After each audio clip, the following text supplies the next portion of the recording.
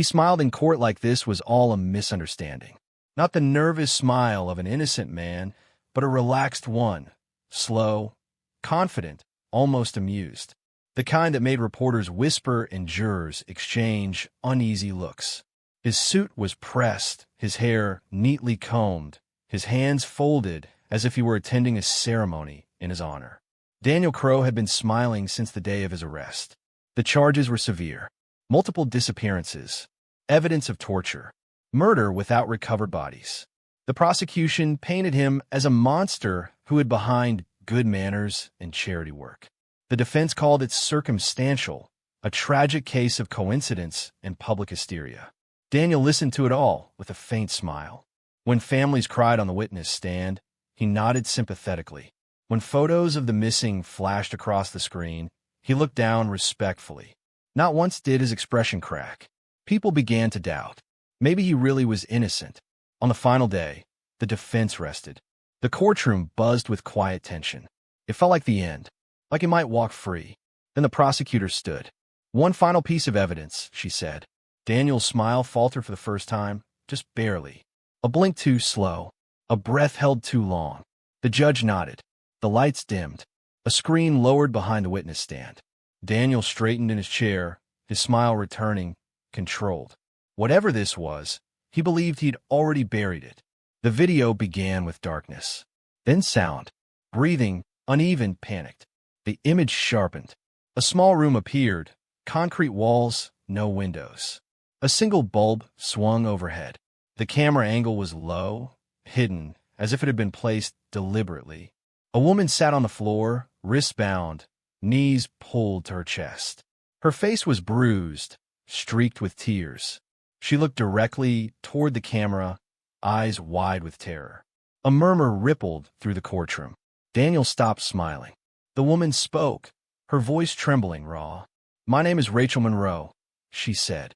"If anyone ever sees this, please tell my sister I try to be brave." Daniel's hands curled into fists.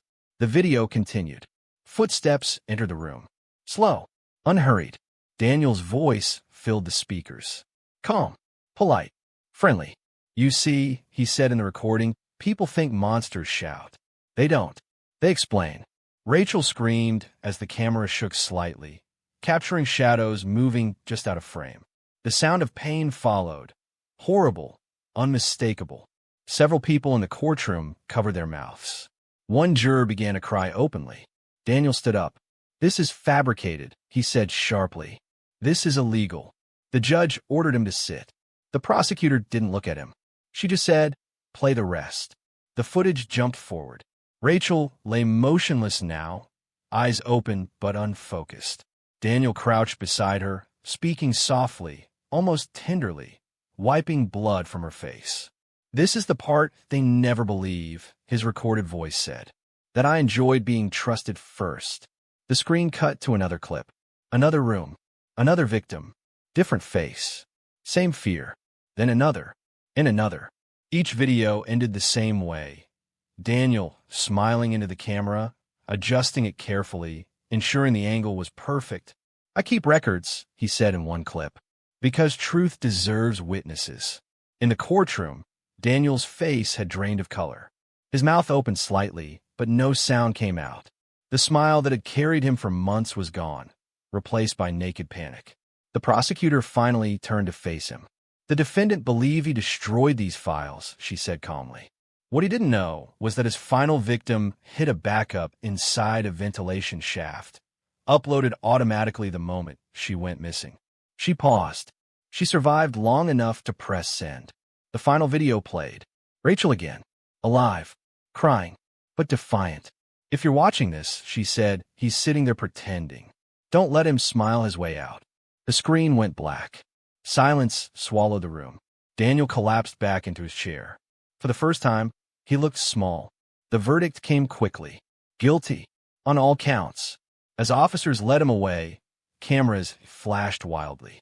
Reporters shouted questions. Families sobbed with relief and grief tangled together. Daniel didn't smile. Not anymore. He was sentenced to life imprisonment.